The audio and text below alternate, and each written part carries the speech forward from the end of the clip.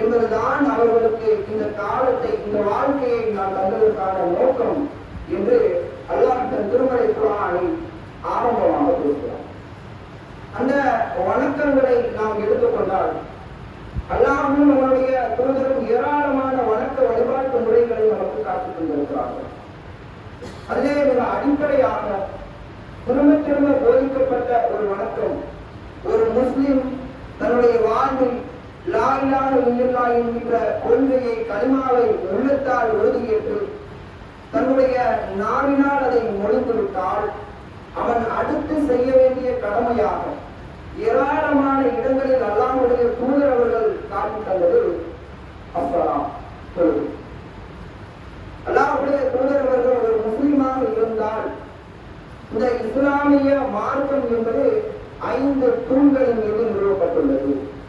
5 காரியங்கள் மீது இந்த இஸ்லாம் என்கின்ற விஷயம் நிறுவப்பட்டிருக்கிறது என்று நமக்கு சொன்னார்கள்.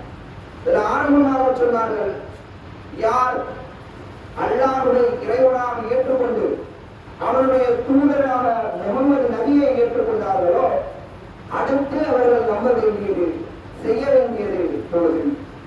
அதற்கு அடுத்து அவர்கள் செய்ய வேண்டியது ஜகாத், தான தர்மம். அதற்கு அடுத்தபடியாக அவர்கள் ஈடுபட வேண்டியது ஹஜ். அதற்கடுத்துதான் அல்லாஹ்வுடைய தூதர்கள் சொன்னார்கள், ரமலானுடைய மாதத்தில் நோக்கக்கூடிய கடமையான நோன்பாகும். இதில் அல்லாஹ்வுடைய தூதர் ஒரு முஸ்லிம் கலிமாவை தன்னுடைய உள்ளத்தில் சுமந்து கொண்டால், அல்லாஹ்வை இறைவனாக அவன் ஏற்றுக்கொண்டால், அவனுடைய வாழ்வில் அடுத்து அவன் செய்ய வேண்டிய காரியமாக தொழுகை இருக்க வேண்டும் என்று வலியுறுத்துகிறார்கள். அல்லாஹ்வுடைய தூதர் அவர்கள் முஆத் பின் ஜபல் ரலியல்லாஹு அன்ஹு அவர்களை யமன் தேசத்திற்கு ஆளுநராக நியமித்தார்கள். அப்படி அவர்களை ஆளுநராக அனுப்பி வைக்கும் பொழுது அல்லாஹ்வுடைய தூதர் முஆத் பின் ஜபல் ரலியல்லாஹு அன்ஹு அவர்களை பார்த்து சொன்ன விஷயம், நீங்கள் வேதம் வழங்கப்பட்ட சமுதாயத்திடத்தில் சென்றீர்கள். ஏனென்றால் யமன் தேசத்தில் கிறிஸ்தவர்கள் பரவலாக வந்தார். அவர்களிடத்தில் சொன்னார்கள், நீங்கள் வேதம் வழங்கப்பட்டவர்களிடத்தில் சென்றீர்கள், அவர்களுக்கு நீங்கள் ஆரம்பமாக சொல்லுங்கள், அல்லாஹ் இறைவன், அவனுடைய தூதர் முஹம்மது என்பதை ஏற்றுக்கொள்ள சொல்லுங்கள். அதை அவர்கள் ஏற்றுக்கொண்டார்கள் என்றால் அடுத்து அவர்களுக்கு நீங்கள் ஏவுங்கள், தொழுகையை நிலைநிறுத்த சொல்லி ஏவுங்கள். அவர்கள் அதற்கும் கட்டுப்பட்டு விட்டால் அவர்களுக்கு அல்லாஹ் ஜகாத் என்கின்ற ஒரு கடமையை நிர்ணயித்திருக்கிறான். அவர்கள் அவர்களுடைய பொருளாதாரத்தை முறையாக வசூல் செய்து அதை இல்லாத ஏழைகளுக்கு வழங்க வேண்டும் என்பது அவர்களுக்கு அடுத்தபடியான கடமை என்று அல்லாஹ் சொன்னார். இப்படி ஏராளமான இடங்களை நாம் எடுத்துக்கொண்டால், இந்த கலிமாவை ஏற்ற கொள்கையை நாம் ஏற்றுக்கொண்டால் அதற்கு அடுத்தபடியாக நம்முடைய வாழ்வில் ஏற்பட வேண்டிய இபாதத்தான வணக்கமாக இஸ்லாம் காட்டி தந்திருக்கிறது இந்த தொழுகை. தொழுகையை குறித்து அல்லாஹ்வும் அல்லாஹ்வுடைய தூதரும் ஏராளமான இடங்களில் நமக்கு சொன்னார்கள். அல்லாஹ்வுடைய தூதர்கள் சொன்னார்கள், ஒரு முஸ்லிமான அடியானுக்கும் இறை நம்பிக்கை கொண்ட அடியானுக்கும் காபிருக்கும் இறை மறுப்பாளனுக்கும் இடையில் உள்ள வேறுபாடு என்பது தொழுகை. யார் அந்த தொழுகையை விட்டுவிட்டாரோ, யார் அந்த தொழுகையை முறையாக பேணவில்லையோ அவர் காபிராகிவிட்டார், அவர் இறை மறுப்பாளனாகிவிட்டார். சொன்ன என்ன அர்த்தம்? அவர் நாளை மறுமையில் செல்லவிருக்கக்கூடிய இடம் நரகம். சொன்னார். இன்னும் பல இடங்களில் சொன்னார்கள், குஃப்ருக்கும் இறை மறுப்பிற்கும் காபிருக்கும் ஒரு முஸ்லிமான அடியாருக்கும் இடையில் உள்ள ஒப்பந்தமானது தொழுகை. நீங்கள் அந்த தொழுகையை பேணிக் கொள்ளுங்கள் என்று ஏராளமான இடங்களில் இந்த தொழுகை தான் ஒரு முஸ்லிமான அடியாருக்கும் ஒரு காபிருக்கும் இடையில் உள்ள வேறுபாடு என்பதை அவர்கள் அல்லாஹ்வுடைய தூதர் அவர்கள் நமக்கு சொல்லித்தந்தார்கள். இன்னும் நாம் எடுத்துக்கொண்டால் இந்த தொழுகையை பற்றி இஸ்லாமிய மார்க்கம் நமக்கு வழிகாட்டுகிறது. நம்முடைய வாழ்வில் ஏராளமான இபாதத்துகளை நாம் சுமந்து வாழ்ந்தாலும், நம்முடைய தாய் தந்தையருக்கு செய்ய வேண்டிய கடமையில் நாம் சரியாக இருந்தாலும், உறவினர்களிடத்தில் நடக்கக்கூடிய முறை, நண்பர்களிடத்தில் நடக்க வேண்டிய முறை, பெற்றோர்களுக்கு செய்ய வேண்டிய கடமை, பிள்ளைகளுக்கு செய்ய வேண்டிய கடமை, அத்துணை விஷயத்திலும் நாம் பேணுதலாக இருந்தாலும் சரி, இன்னும் ஒருபடி மேலாக சொல்வதாக இருந்தால் அல்லாஹ் சொல்லிக் கொண்டிருக்கின்ற அத்துணை இபாதத்துகளையும் நம்முடைய வாழ்வில் நாம் கடைபிடித்திருந்தாலும் சரி, இந்த தொழுகை என்கின்ற இபாதத் வணக்கம் நம்முடைய வாழ்வில் இல்லை என்றால், அதில் நாம் பேணுதலாக இல்லை என்றால், நம்முடைய நரகம், நம்முடைய மறுமை என்பது நரகத்தில் தான் ஆகும். மறுமையில் நீங்கள் தோல்வி அடைந்து விடுவீர்கள் என்று அல்லாஹ் சொன்னார். நாளை மறுமையில் அல்லாஹ் எல்லா மனிதர்களையும் நிறுத்தி அந்த மனுஷர் மைதானத்தில் விசாரணை மன்றத்தில் நிறுத்தக்கூடிய நேரத்தில் அல்லாஹ் மனிதர்களை பார்த்து கேட்கக்கூடிய, முஸ்லிம்களாக இருக்கக்கூடிய நம்மை பார்த்து கேட்கக்கூடிய முதல் கேள்வி இந்த தொழுகையில் தோல்வியடைந்து விட்டால் அதற்கு அடுத்து வரக்கூடிய எல்லா கேள்விகளிலும் அவர் தோல்வி அடைந்துள்ளார். இந்த தொழுகை என்கின்ற விவாதத்தின் சரியான முறையான பதிலை அவர் சொல்லிவிட்டார். அதற்கு அடுத்து வரக்கூடிய அத்தனை கேள்வியும் சிறப்புமாக இலகுவாக இருக்கும் என்று அல்லாஹ் சொன்னார். எத்தனையோ விஷயங்களை குறித்து அல்லாஹ் விசாரிக்க இருக்கிறான். ஒவ்வொரு விஷயத்தையும் நுண்ணிப்பாக இதை கூடையா அல்லாஹ் பதிவு செய்தான் என்று நாம் ஆச்சரியப்படக்கூடிய அளவிற்கு நாளை மறுமையில் நம்மிடத்தில் கேள்விகள் சரமாரியாக வந்தாலும், முதலாவதாக இந்த கேள்விகளில் அல்லாஹ் நம்மை பார்த்து எழுப்பப்படக்கூடிய கேள்வி தொழுகை என்றால், இந்த தொழுகையினுடைய விஷயத்தில் எவ்வளவு தூரம் தேர்ந்தவர்களாக, சரியாக தொடர்புடையவர்களாக, கவனமுடையவர்களாக நாம் இருக்க வேண்டும் என்பதை ஒரு கவனம் சிந்தித்து பாருங்கள். இன்னும் சொல்வதாக இருந்தால், அல்லாஹ் திருமலை குர்ஆனில் பேசுகிறான், எவ்வித பேரமும் நட்பும் இல்லாத ஒரு நாள் வருவதற்கு முன்பாக நாளை மறுமையில் யாருக்காக நீங்க இந்த உலகத்தில் வாழ்ந்தீர்களோ, யாருக்காக உழைத்தீர்களோ, யாருக்காக பாடுபட்டீர்களோ அவர்கள் அனைவரும் உங்களுக்காக பரிந்து பேச முடியாது. பேரொன்றாக கிடையாது, நட்புலாம் கிடையாது. யாரும் வந்து அல்லாஹ் உங்களுக்காக சிபாரிசு செய்ய முடியாது. அந்த நாள் வருவதற்கு முன்பாக அகீமு ஸலாத், நீங்கள் தொழுகையை நிலைநிறுத்தி நரகத்திலிருந்து பாதுகாத்துக் கொள்ளுங்கள், மறுமையில் வெற்றியடைந்து கொள்ளுங்கள் என்று அல்லாஹ்வுடைய தூதர் அவர்கள் சொன்னார்கள் என்றால், மறுமையில் நாம் வெற்றியடைவதற்கு மிக முக்கியமான காரணமாக இந்த தொழுகை இருக்கிறது என்பதை நாம் உணர்கிறது. இப்ப இஸ்லாமிய மார்க்கத்தை ஒருத்தவர் ஏற்றுக்கொண்டார் என்றால், கலிமாவை உள்ளத்தில் சுமந்து கொண்டார் என்றால், அவர் அடுத்து செய்ய வேண்டிய கடமையாக தொழுகை இஸ்லாம் சொல்கிறது. ஒரு முஸ்லிமான அடியாளுக்கும் இறை மறுப்பாளருக்கும் இடையில் உள்ள வேறுபாடாக இந்த தொழுகை இஸ்லாம் காட்டித் தருகிறது. நாளை மறுமையில் ஜன்னத்தை சுவனத்தை நாம் அடைய வேண்டும் என்றால், நரகத்திலிருந்து பாதுகாப்பு பெற வேண்டும் என்றால், மறுமையில் வெற்றியடைய வேண்டும் என்றால், அதற்கும் உங்களிடத்தில் இந்த தொழுகை என்பது சரியான முறையில் இருக்க வேண்டும் என்று இஸ்லாம் பேசுகிறது என்றால், ஒரு கணம் ஒவ்வொருவரும் உங்களுக்கு சிந்தித்து பாருங்கள். அல்லாஹ் எனக்கு என்னுடைய வாழ்வில் ஒரு நாளைக்கு 5 வக்துகளை கடமையாக்கி இருக்கின்றான். 5 வக்துகளுக்கும் நேரத்தை கொடுத்திருக்கின்றான். அந்த நேரத்தில் சரியாக ஜமாஅத்தோடு பள்ளிவாசலுக்கு வந்து அந்த தொழுகைகளை நான் நிறைவேற்றுகிறேனா என்பதை ஒவ்வொருவரும் உங்களுடைய உள்ளத்தில் சிந்தித்து பாருங்கள். சில பரிசோதனை செய்து பாருங்கள். தொழுகையில் நான் அலட்சியம் காட்டுகிறேனா அல்லது தொழுகையின் பெண்ணுகளான அலட்சியம்? இமாம் ஜமாஅத்தோடு ஒவ்வொருவரையும் பள்ளிவாசலுக்கு வந்து தொழக்கூடியவனாக நான் இருக்கிறேனா அல்லது தொழுகையில் கவனமற்றவனாக நான் இருக்கிறேனா என்பதை ஒவ்வொருவரும் உங்களுடைய உள்ளத்தில் சிந்தித்து பாருங்கள். அல்லாஹ் நமக்கு செய்திருக்கின்ற அந்த அருள்களை, நியாமத்துகளை நாம் நம்முடைய வாழ்வில் எண்ணி பார்த்தாலே அல்லாஹ்வுக்கு எந்த அளவிற்கு நான் நன்றியுள்ள அடியானாக, அவனை தொழக்கூடிய அடியானாக நாம் இருக்க வேண்டும் என்பதை உணர்ந்து கொள்ளலாம். ஒவ்வொருவருக்கும் 3 வேளை உணவை அல்லாஹ் ஏற்பாடு செய்திருக்கிறான். இருப்பதற்கு இருப்பிடத்தை அல்லாஹ் ஏற்பாடு செய்து வந்திருக்கிறான். ஒவ்வொரு நாளும் விதவிதமான ஆடைகளை அணிவதற்கான பொருளாதார வசதிகளை அல்லாஹ் ஏற்படுத்தி வந்திருக்கிறான். சரி, எல்லாத்தையும் விட்டுருவோம், எதுவுமே அல்லாஹ் நமக்கு தரல. உடல் உறுப்புகளை செஞ்சிருப்பாங்க. அல்லாஹ் நமக்கு தந்திருக்கக்கூடிய 2 கண்கள், கண்கள் இல்லாதவர்கள் அவர்கள் அனுபவிக்கக்கூடிய சிரமத்தை யோசித்துப்பார்கள். தன்னுடைய முகத்தை கூட தன்னுடைய கண்ணாடியில் பார்க்க முடியாத நிலை அவர்களுடைய நிலை. அவர்களுடைய செயல்களை எந்த ஒன்றையும் தானாக சுயமாக செய்ய முடியாதது அவர்களுடைய நிலை. ஆனால் அல்லாஹ் நமக்கு பார்ப்பதற்கு 2 கண்கள் கிறிஸ்டல் கிளியரா, சும்மா பிளாக் அண்ட் ஒயிட் அல்லாஹ் காட்டல. ஒவ்வொரு விஷயத்தையும் பார்த்தா அது அற்புதமா தெல்ல தெளிவா அதற்கு என்ன நிறத்தை அல்லாஹ் தந்திருக்கிறானோ அதன் மூலமாக கிறிஸ்டல் கிளியரா பார்க்கிறோமா? கலர்ஃபுல்லான கண்களை அல்லாஹ் நமக்கு தந்திருக்கிறானா? அதை யோசிச்சு பாருங்க. அல்லாஹ் நமக்கு தந்திருக்கக்கூடிய ஆராய்ச்சிறந்த அந்த கண்கள் ஏதாவது ஒரு பாதிப்பிற்கு உள்ளாக்கப்பட இருக்கிறது என்றால், ஒரு பெரும் காற்றின் தூசிகள் நம்முடைய கண்கள்ல உழப்போகிறது என்றால், உடனே அதனை சுதாரித்துக் கொண்டு 2 இமைகளை அதற்கு பாதுகாப்பதாக அல்லாஹ் ஆக்கியிருக்கிறானே, அது எவ்வளவு பெரிய நேரம், எவ்வளவு பெரிய அருள். யோசித்திருப்பார்கள். 2 இமைகளை அல்லாஹ் நமக்கு தரவில்லை.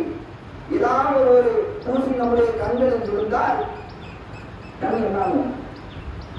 எத்தனை முறை கண்களை சிமிட்டுகிறோம், மூடுகிறோம், பாதிப்புக்கு உள்ளாகப்பட இருக்கிறது என்பதை சிந்தித்தால் நம்முடைய மூளை ஆட்டோமேட்டிக்கா கண் இமைகளை மூடுகிறது, கண்களை பாதுகாத்து விடுகிறது. இவ்வளவு பெரிய நியமத்தாக அல்லாஹ் இந்த கண்களை தந்திருக்கிறான், அதற்கு 2 இமைகளை தந்திருக்கிறான். உண்ணுவதற்கு 2 கை வலதுகை, மற்ற விஷயங்களுக்கு 2 கைகளையும் வேலை செய்யும் விதமாக பயன்படுத்தும் விதமாக அல்லாஹ் நமக்கு தந்திருக்கிறாங்க. எத்தனையோ நபர்கள் இந்த உலகில் கைகள் இல்லாதவர்களாக, கைகள் இருந்தும் ஊனமானவர்களாக, விரைவிலேயே கை வேலை செய்யாதவர்களாக அல்லாஹ் படைக்கப்பட்டிருக்கிறார்கள். ஆனால் அல்லாஹ் நமக்கு 2 கைகளை தந்திருக்கிறான். அதில் ஒவ்வொன்றிலும் 5 விரல்களை தந்திருக்கிறான். கட்டை விரல் இல்லை என்றால் கையினுடைய விரலை எடுத்துப்பார்கள். ஒரு பொருளை எடுப்பதாக இருந்தாலும் கட்டை விரல் அவசியம், அத்தியாவசியம். அது இல்லாமல் எந்த ஒரு வேலையும் செய்ய முடியாது. இப்படி ஒவ்வொன்றையும் பார்த்து நுண்ணிப்பாக அல்லாஹ் நம்மை கட்டமைத்திருக்கிறார் நம்முடைய உடலை என்றால், அந்த உடலை கொடுத்த இறைவனுக்கு நாம் என்ன செய்வோம்? நடப்பதற்கு 2 கால்கள், ஓடுவதற்கு, விளையாடுவதற்கு, நினைத்த இடங்களுக்கு செல்வதற்கு 2 கால்களை அல்லாஹ் நமக்கு தந்திருக்கிறான். காலில் நம்ம என்ன செஞ்சோம்? உடலில் இருக்கக்கூடிய ஒவ்வொரு விஷயங்களை நாம் சிந்திக்கிறோம் என்றால், ஒண்ணுமில்லை, ஒருத்தர் நமக்கு ஒரு 10,000 ரூபாய் கடன் தராரு, 1000 ரூபாய் வச்சுக்கிறோம், கடன் தராரு. எவ்வளவு அவருக்கு நன்றி உள்ள மனிதராக நாம் வாழ்வோம். 1000 ரூபாய் தந்தாரு, கஷ்டப்படக்கூடிய நேரத்தில் அவருடைய சிரமத்தை போக்குறாரு, அவர் தங்கத்தட்டில் வச்சு தாங்குவேன், தலைமையில தூக்கி வச்சு கொண்டாடுவேன். அவர் வர்றாரு என்று அவ்வளவு மதிப்பையும் மரியாதையும் அவருக்கு கொடுக்கணும். நான் எவ்வளவு அறுவடை உடனேயே நமக்கு ஏற்பாடு செய்து தந்திருக்கிறான் என்றால், இதற்காக அல்லாத திருமணவர்கள் என்ன செய்வான்? ஆரம்பமாக வாசித்து காட்டப்பட்ட அந்த மனிதர்களையும் ஜின்களையும் என்னை வணங்குவதற்காக தவிர வேறு எதற்காக நான் படைக்கவில்லை என்றெல்லாம் சொல்கிறான். அந்த வசனத்தில் தொடர்ச்சியாக அல்லாஹ் பேசுகிறான்.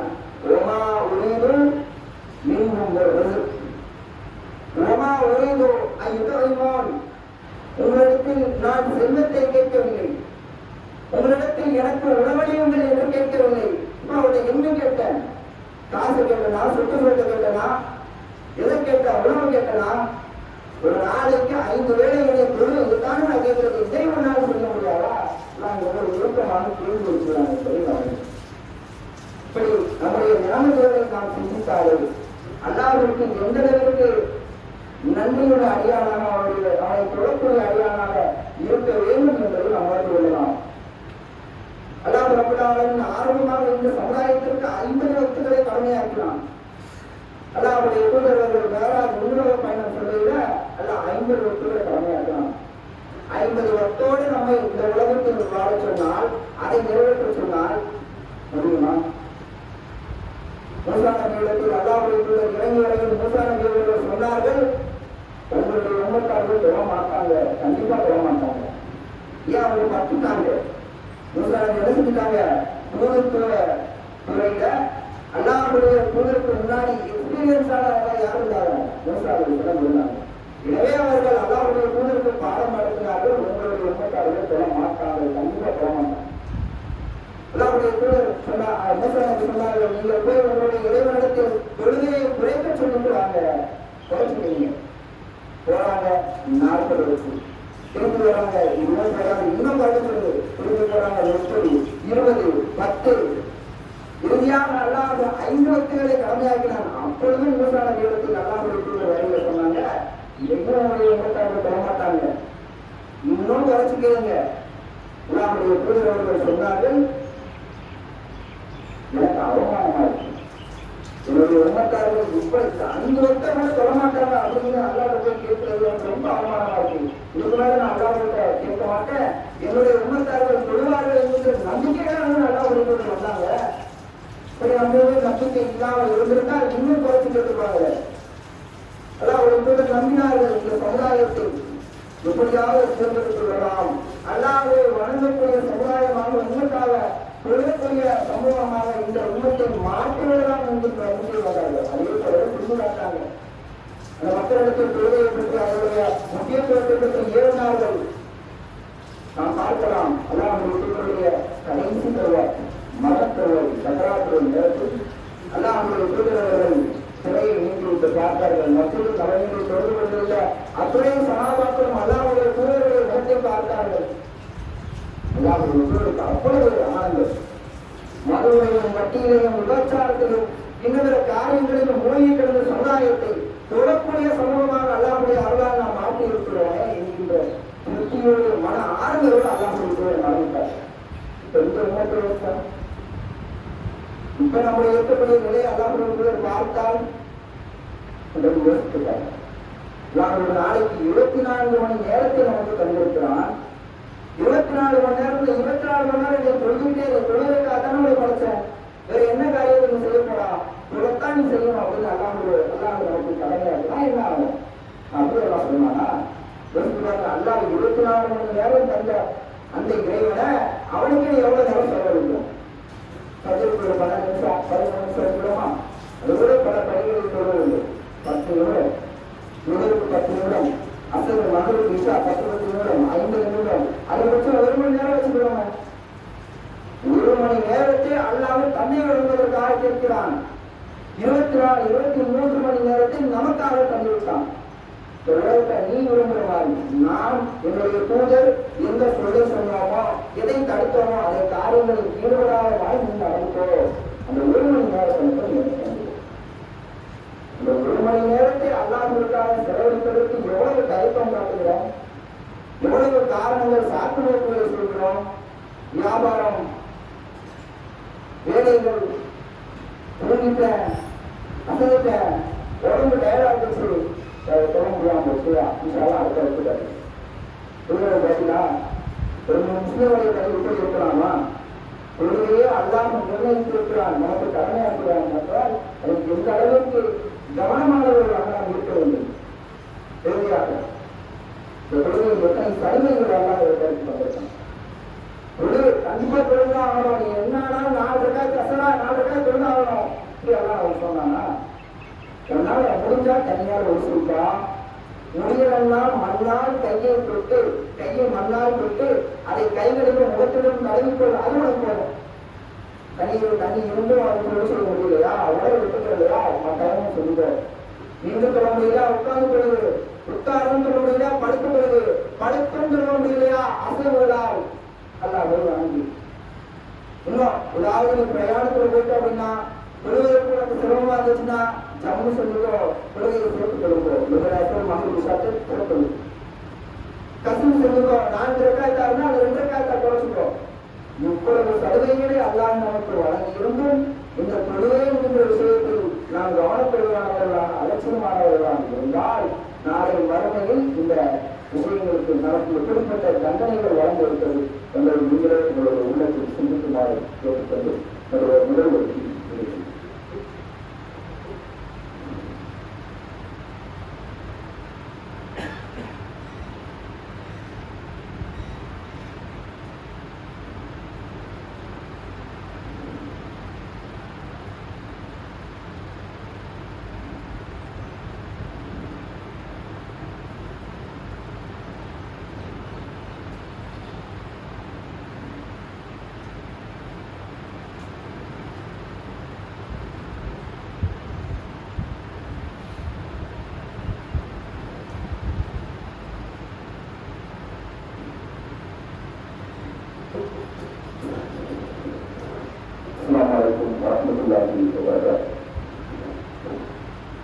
தொழுகை இஸ்லாமிய மாற்றம் எந்த அளவுக்கு அத்தியாவசியமானதாக சொல்கிறது, அது குறித்து எந்த அளவுக்கு அல்லாஹும் அல்லாஹுடைய தூதரும் வலியுறுத்தியிருக்கிறார் என்பதை முதலாவது ஒரு சந்தோஷம்.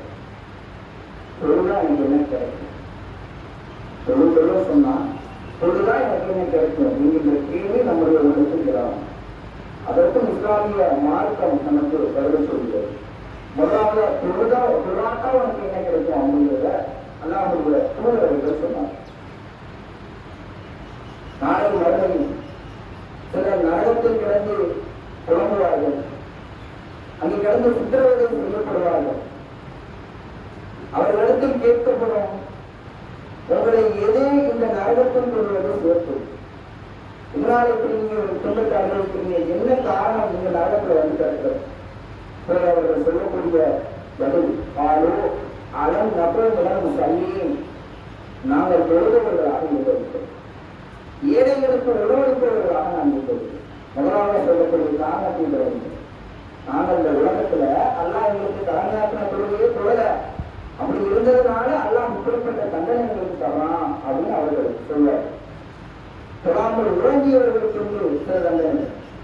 நாளை உடமையும் பிரம்மாண்டமான பாறைகளால் நம்முடைய தலை நசுக்கப்படும். இருக்கோம் இந்த கூடாவது தலைவர் வந்து விழுந்தா மண்ணை விழுந்து வெத்தமா விழுந்து வழி தாங்க முடியல. உடல் பிரம்மாண்டமான பாறையை அல்லாத தலையில் போட்டு நசுக்கினால் நம்முடைய நிலை எல்லாம் அதோட வித்தியாசம். அடுத்த மறுபடியும் அந்த பாறை விழுந்து விடும். அதை எடுப்பதற்கு வானவர்கள் திரும்பி வருவார்கள். அதை எடுத்து இங்க கொண்டு வரதுக்குள்ள நசுக்கப்பட்ட தலை திரும்பி சரியாகும். மறுபடியும் போடப்படும், விழுந்து செல்லும், மறுபடியும் எடுத்து வருவது கூட சரியாகும்.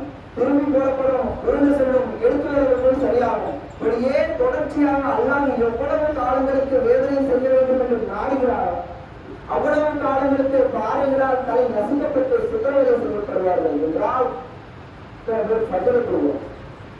தொழாமல் ஒழுங்கியவர்களுக்கு இப்படிப்பட்ட தண்டனை இஸ்லாமிய வார்த்தை சொல்லுவது பஜருடைய தொழுகை எந்த அளவுக்கு அசட்டு போக்காக அலட்சியம் காட்டுகிறோம். நாம் ஒவ்வொரு நாளும் சைத்தான் காலையில் நம்மிடத்தில் வந்து இரவு என்பது ஒரு நீண்டமானது, தூங்கு விடுகிறது ரொம்ப நேரம் இருக்கும், இதே காலாட்டு படுத்து வைப்பான்.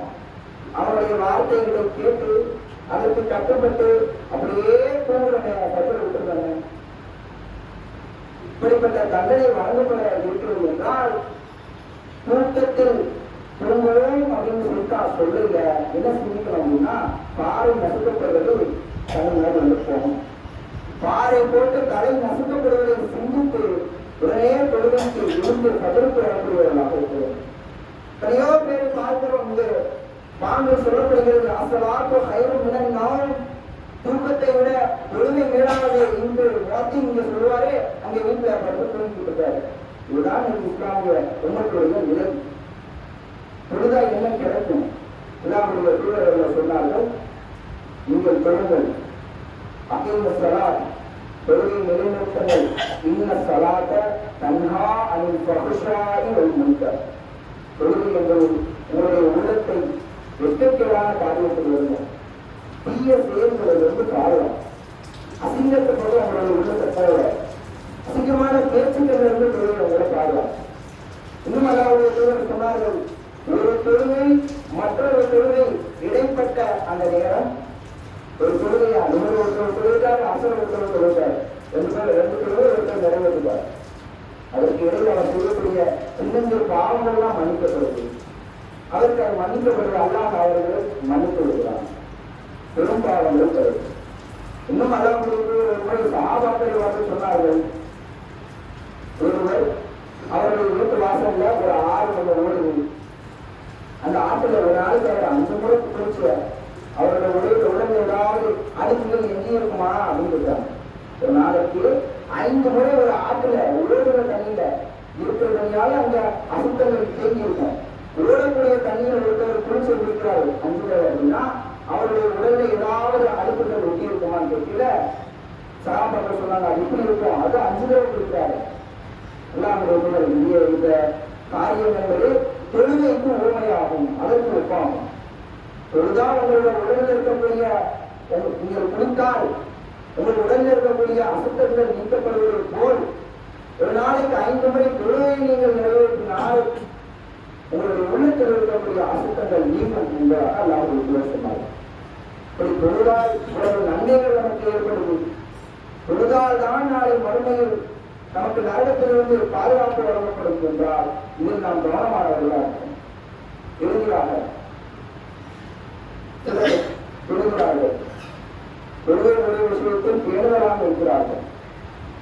ஆனால் அவருடைய தொழுகை என்பது அல்லாஹ்வுடைய தொழுகை எந்த அடிப்படையில் காட்டித் தந்தார்களோ அதற்கு அப்படியே புறம்பானார்கள்.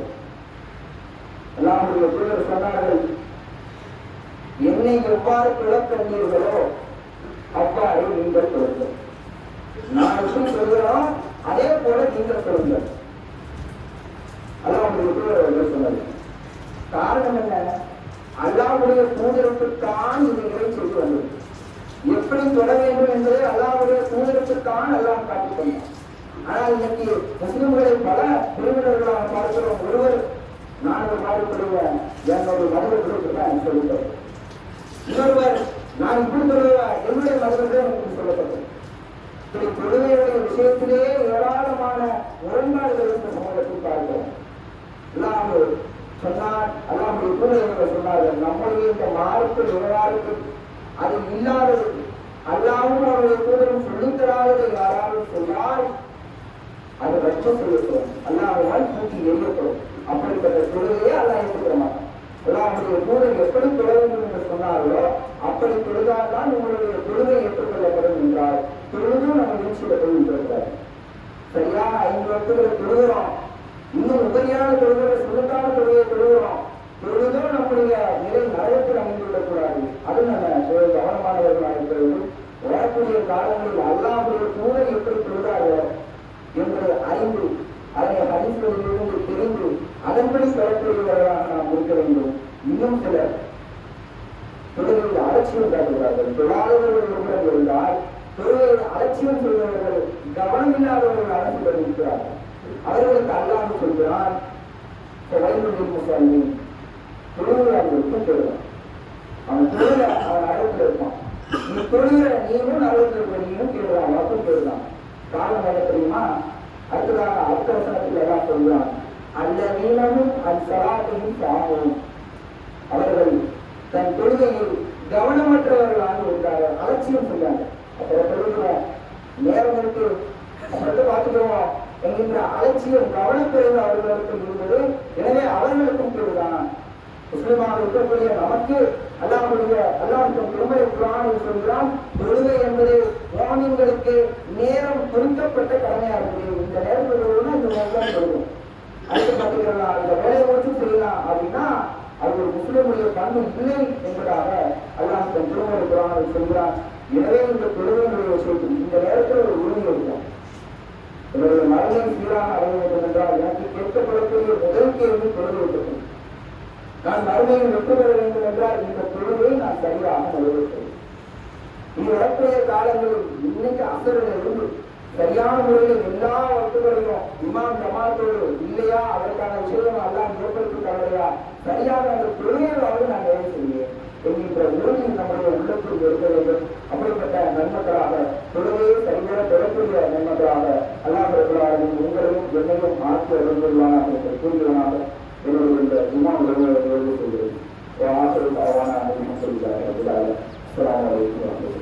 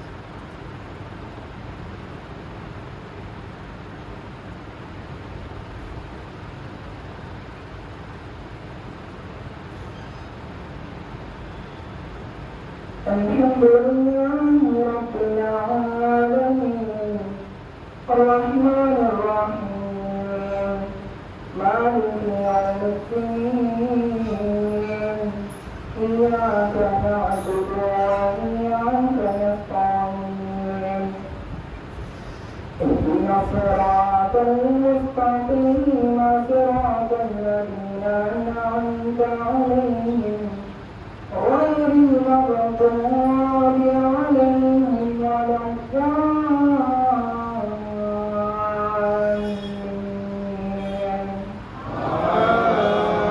آمين.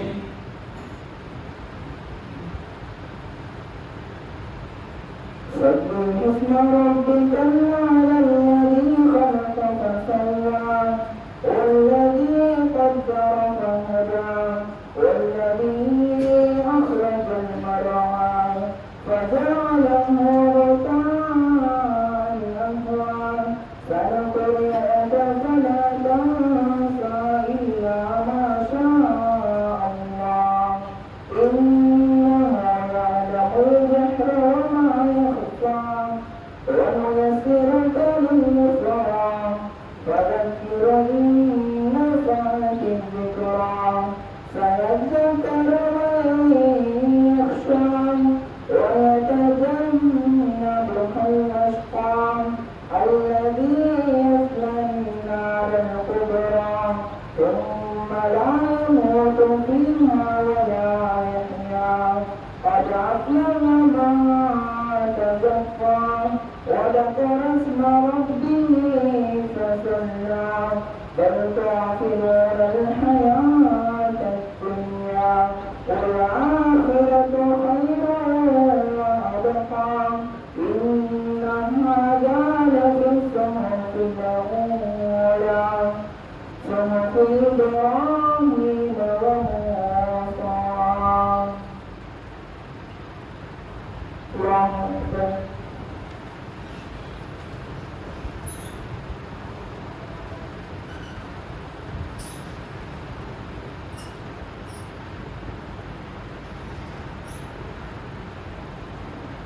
سمع الله لمن حمده.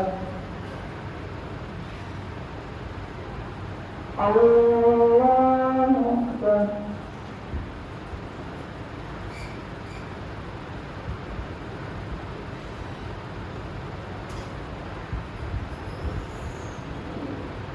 الله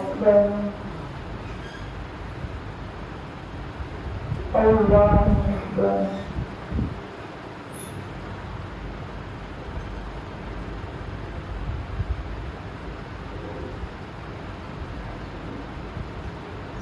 الله أكبر.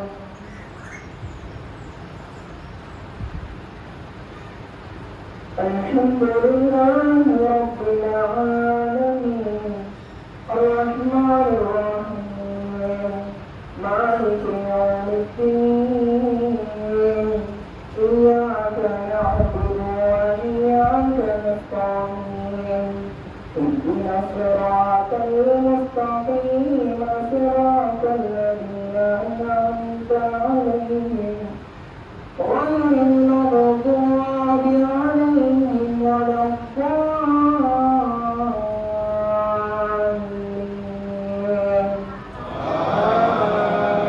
آمين.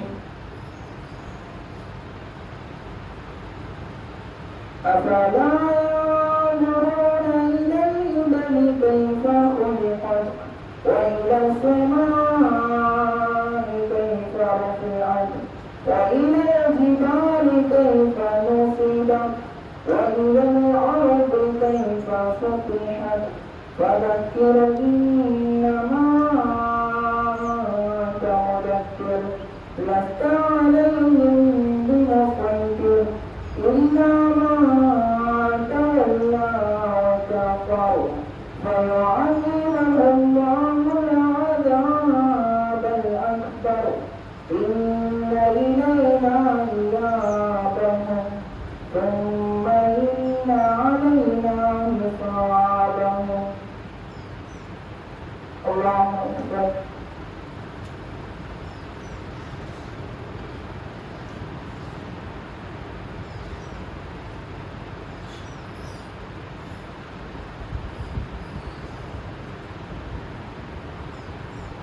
سمع الله لمن حمده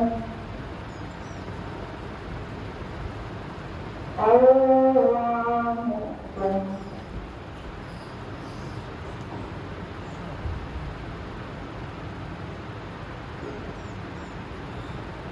الله أكبر الله أكبر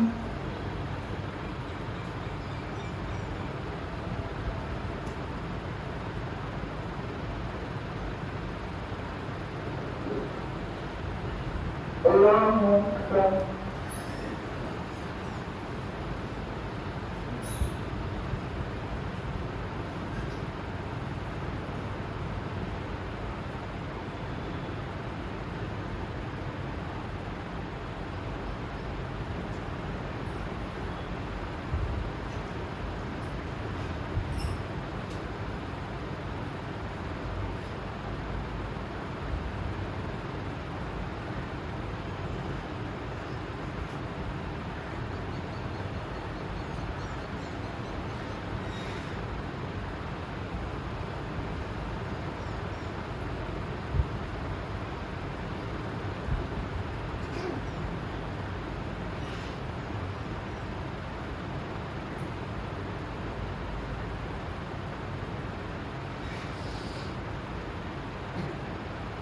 السلام عليكم ورحمة الله. السلام عليكم ورحمة الله.